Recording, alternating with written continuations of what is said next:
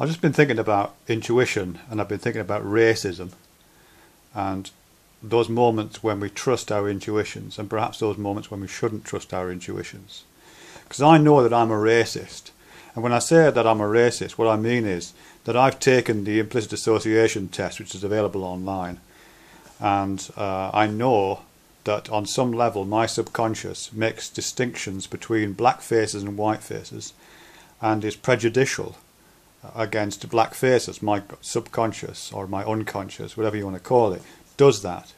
I have no control over it. I wish it wasn't the case, but it's there.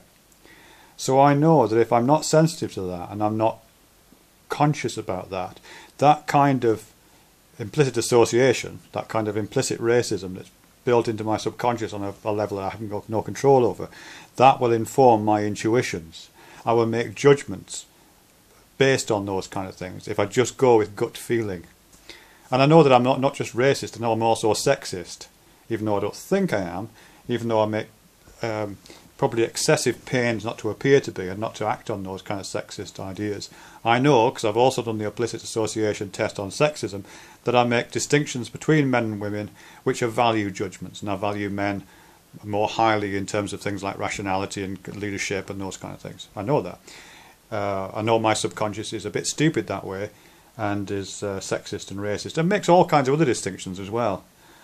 And you know, because the funny thing about this is I've got a lot of respect for intuition. I like intuition.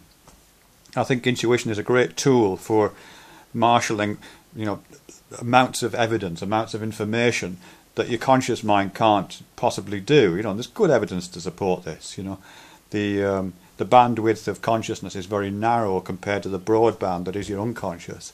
So all kinds of information can be parceled together and data can be sorted by non-conscious processes, parallel processes, which conscious thinking can't do.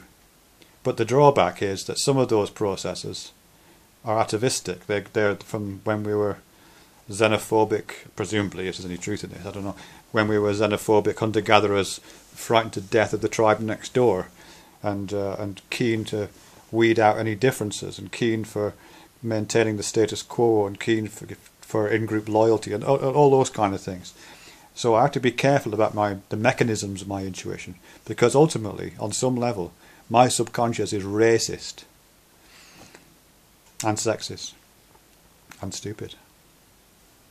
What is yours smart? How do you smarten up an unconscious?